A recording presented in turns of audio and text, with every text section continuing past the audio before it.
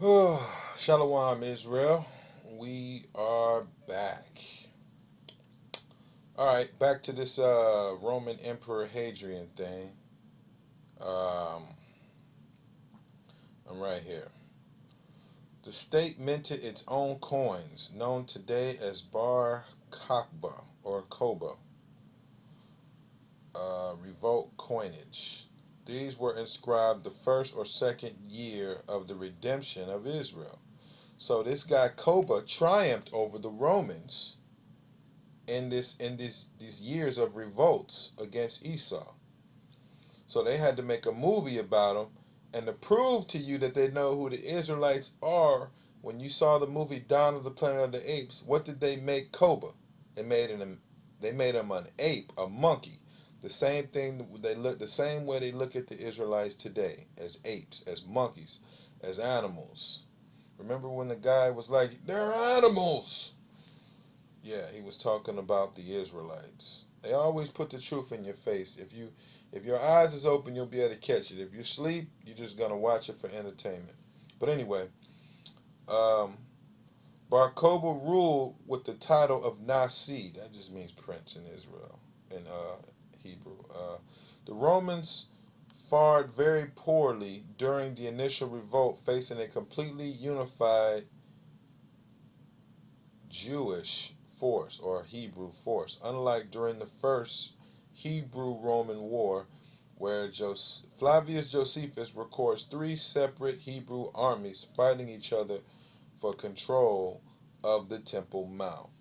And that Temple Mount today is not where Esau says it is. It's not up here. Temple Mount, the biblical one, is right here. You see the little pink thing? Let me zoom in closer. Not that close. Let me show you. There's the Palestinian. See that pink thing? It says Tel Arad. Arad. Tel meaning old or ancient. Thal Arad. Here is Mount Zion. Here is the mountain of Olives. The mountain of Moriah is in this area. The mountain where Jericho sits is right there. These are all of the holy mountains. So Bar Kokhba led a revolt against Esau over this mountain. Not this place. This place came later during Roman Emperor Hadrian's triumph over our forefathers. So let's get back to the document we were reading.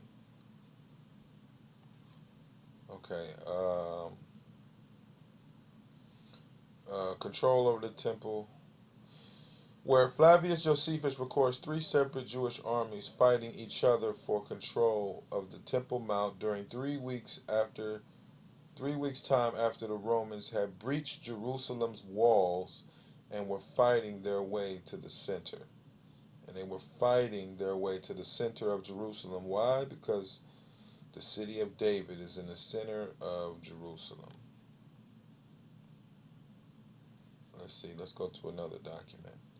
Every little one has a little bit of, hold on, let me see, maybe I'll skip some. All these don't have all the truth, but if you read each one, it's got a little bit of truth in each one. You got to put the puzzle pieces together, chew the meat, spit out the bones, you know. A complete Roman legion with auxiliaries was annihilated. So we annihilated them Edomites. Just just annihilated them. Like if you put if you just put George W. Bush in the ring with Floyd Mayweather, Bush would just get annihilated, right? The new state knew only 1 year of peace. The Romans committed no fewer than 12 legions, amounting to one third to one half of the entire Roman army, to reconquer this now independent state. And this is why they made the movie Dawn of the Planet of the Apes, because Koba in the movie, this guy was going to destroy all Edomites, and he wasn't going to feel sorry. He wasn't going to take his time. He was going to do it in haste. Somebody's messaging me. Okay, that's a brother out of Texas. Okay, back to the point. All right. Being outnumbered and taking heavy casualties, the Romans refused to engage in an open battle and instead adopted a scorched earth policy which reduced and demoralized the Judean populace, slowly grinding away at the will of the Judeans to sustain the water. So they took control of our water, basically. In any war, whoever controls the water controls the war. I mean, that's just common sense. And we ain't gonna read. Nah, we ain't gonna read that one. Let's see this one. Okay, more Bar Kokhba. That ape, man. That ape in that movie was funny, man. That dude wasn't playing, man. Remember when they fought and Caesar whooped his butt and he got up and was like, "Please forgive me," but he really was like, "Yeah, I'm gonna still destroy these Edomites."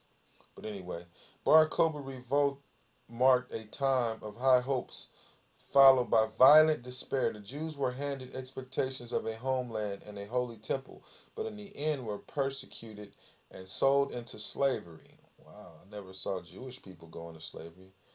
Must have been the so-called Negro, Native Indian, and Latino. During the revolt itself, the Jews gained enormous amounts of land, only to be pushed back and crushed in the final battle of Bethar. When Hadrian first became the Roman emperor in 118 current era AD, he was sympathetic to the Jews and he allowed them to return to Jerusalem and granted permission for the rebuilding of their holy temple. The Jews' expectation rose as they made organizational and financial preparations to rebuild the temple. Hadrian quickly went back on his word, however, and requested that the site of the temple be moved from its original location. He also began deporting Jews to North Africa. Wow. See, you gotta hand it to Esau, man. He gives you 10% truth and 90% falsehood, and you gotta like pick through it to put the puzzle pieces together. So he's telling you that the Israelites were deported to North Africa. You see that? That's key. So who are these European Jewry today? What the hell is that? I don't know. But anyway, that's all I'm gonna read on that. How much time I got left? I'm gonna continue on. I'm gonna read one more thing about Hadrian. I had a picture of him. I'm gonna show you that picture of him now. And I want you guys to remember that the city of the palm trees is Jericho according to the scriptures. And if you go to Masada today, it's right on the coast. Guess what you're gonna see? Palm trees. See, Esau really ain't as smart as we think. He just, when you serve Satan, Satan's gonna give you technology and insight and wisdom that is not of this world. Where is my Hadrian symbol at? Where you at, Hadrian? What in the world happened to my Hadrian?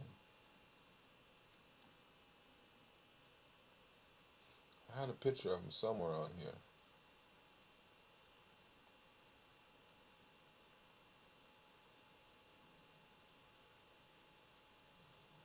Okay, scrolling up. I think he's close. Almost, almost. There he is. Alright. There's a picture of Hadrian. As you can see, we knocked his nose off. Not because he was black.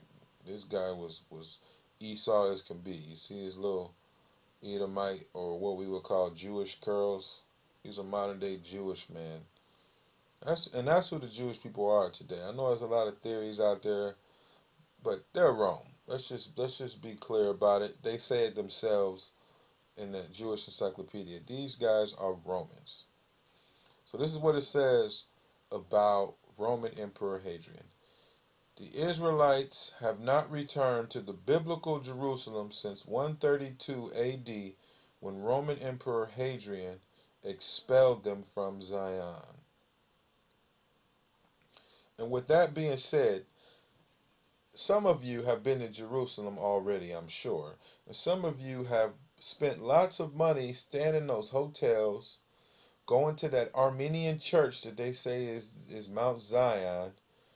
You know, matter of fact, the Armenian church is in the city of David. I mean, praying at the wall that they'd sit up there and they admit to you that it's an Ottoman Turkish wall. Some of you guys have been there and have spent lots of money, and you have worshipped Baal. I'm gonna just come out and tell you straight up, you have worshipped Baal, and it's not your fault because the Most High allowed Israel holy places, the holiest places, to be hidden. He had to preserve them for the return of his children, which I'm going to explain in the next video why it's important for us to return to these holy places, because a lot of people believe that the spaceships are going to pick them up, which I do believe in the chariots, but the chariots are going to be after Christ returns, when we meet him in the air, in the clouds, right? When he gathers us from the four winds, and we shall meet him in the air with the clouds. The clouds are chariots, but that's after Christ returns. See, the thing is, before the day of the Lord, the Most High is calling the southern kingdom of Israel, Judah, Benjamin, Levi. He's calling us to come out of Babylon and to go to where go to our first love. Our first love is Zion. Go to our restoration, which is in the southern kingdom of Israel today, in a small city called Arad. And this is very important to understand. And I'm going to break that down in the last video. I'm going to break that down.